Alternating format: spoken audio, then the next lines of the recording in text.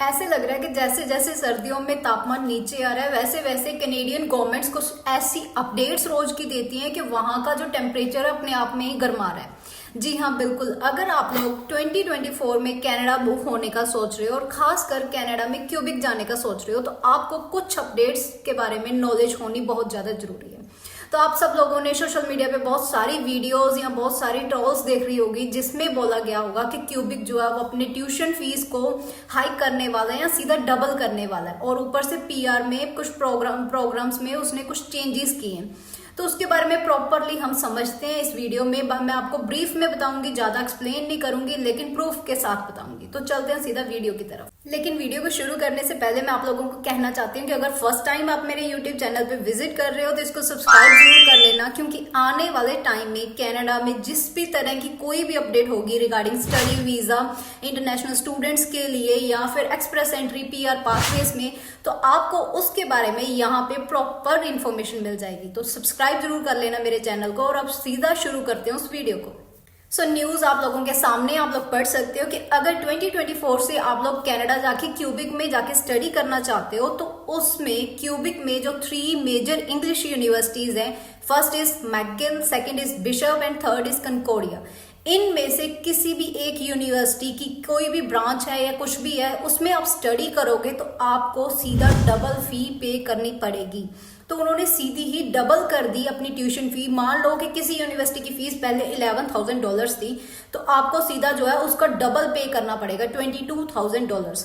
तो यहाँ पे एक और चीज है, वो ये है कि ये सिर्फ डबलिंग सिर्फ इंटरनेशनल स्टूडेंट्स के लिए नहीं हुई है, बल्कि क्यूबिक के बाहर जो भी, चाहे वो डोमेस्टिक स्टूडेंट ही क्यों नहीं है, क्यूबिक के बाहर कोई अंटारियो का है, ब्रिटिश कोलंबिया का है, अल्बर्टा का है, अगर वो इनमें से किसी भी एक यूनिवर्सिटी में जाके अपनी स्टडी करना चाहता है, आउट ऑफ द प्रोविंस वो स्टूडेंट है, बट चाहे डोमेस्टिक क्यों नहीं है, तो उसको भी जो है वो डबल फी पे करनी पड़ेगी।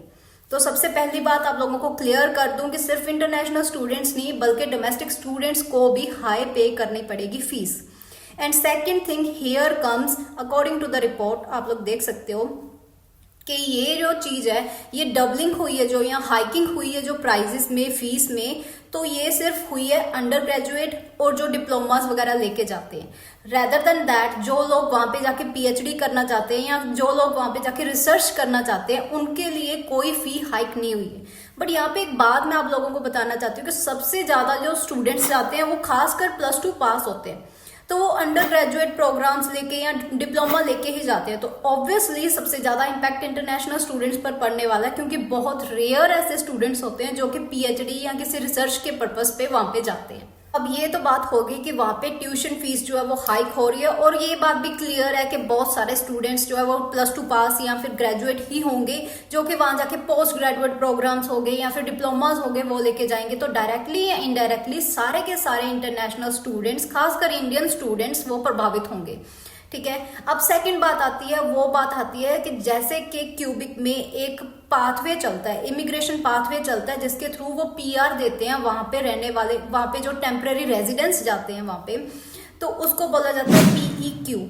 उसमें भी कुछ चेंजेस हुई हैं। वो चेंजेस ये हैं कि पहले होता था कि आप वहां पे स्टडी करो, स्टडी करने के बाद 17 to 18 मंथ्स का आपके पास एक्सपीरियंस होना चाहिए और आप जो है वो वहां पे पीआर के लिए अप्लाई कर सकते हो अकॉर्डिंग टू योर स्किल और आपकी जॉब के अकॉर्डिंगली। बट यहाँ पे कुछ उन्होंने चेंजेस किए हैं। वो चेंजेस क्या किए हैं कि जैसे ही आप अपनी स्टडी करते हो उसके साथ साथ अपनी जो है वो आप फाइल लगा सकते हो पीआर के लिए। But one thing over here is कि वहां पे उन्होंने ये चीज मैंडेटरी की है, जैसे कि आपको स्क्रीन के ऊपर दिख रहा होगा कि अगर आप लोगों को कुछ ऐसा पाथवे चाहिए कि आपको स्टडी करते के साथ ही जो अपनी पीआर मिल जाए या कुछ टाइम में अपनी पीआर मिल जाए, तो उसके लिए आपकी सारी की सारी वहां पे क्यूबिक में जितनी भी एजुकेशन है वो फ्रेंच में होनी चाहिए। तो यहाँ से ये बात क्लियर हो रही है कि वो चाहते हैं कि आप फ्रेंकोफोन बनो, मतलब कि आपकी सारी स्टडी जो है वो फ्रेंच में हो। तो यहाँ से ये बात जो है वो प्रॉपरली क्लियर होती है कि कैनेडियन गवर्नमेंट और खासकर क्यूबिक जैसी प्रोविंस जहाँ पे फ्रेंच जो है वो मैंडेटरी हो रही है, तो आने वाले टाइम में कनाडा में फ्रेंच जो है वो कंपल्सरी हो जाएगी। और अगर इस टाइम पे आप लोग जो है वो आईएलटीएस कर रहे हो या इस टाइम पे आप लोग सोच रहे हो कि कनाडा में जाके अपना स्टडी को कंप्लीट करना है या स्टडी वीजा लेने का सोच सोच रहे हो तो खास तौर पे आप लोगों के लिए ये एक एडवाइस है मेरी कि आप उसके साथ साथ आइल्स के साथ साथ जो है वो अपनी फ्रेंच के ऊपर भी अपनी कमांड करो, क्योंकि आने वाले टाइम में ये चीज क्लियर कर दी है कैनेडियन गवर्नमेंट ने कि वो जो है वो फ्रेंच को मैंडेटरी कर देंगे।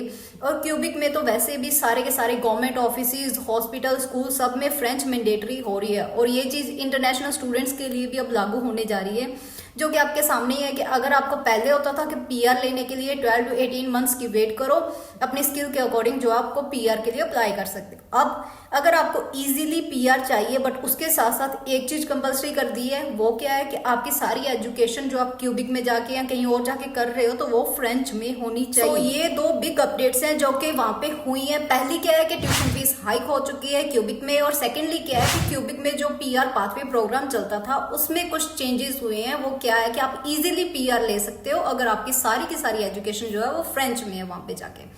तो ये अपडेट थी जो विद प्रूफ्स मैंने आपके सामने रख दी है। अगर आप लोगों को ये है कि आपको आने वाले टाइम में कनाडा मूव होना है तो आपको अपडेट्स मिलती रही तो मेरे चैनल को सब्सक्राइब जरूर कर लेना। और ये मेरा इंस्टाग्राम का पेज है आप लोगों के सामने, आप अगर मुझे डीएम करना चाहते हो, कुछ पूछना चाहते हो तो यहाँ पे पूछ सकते हो। थैंक यू, मिलते हैं एक नई अपडेट के साथ।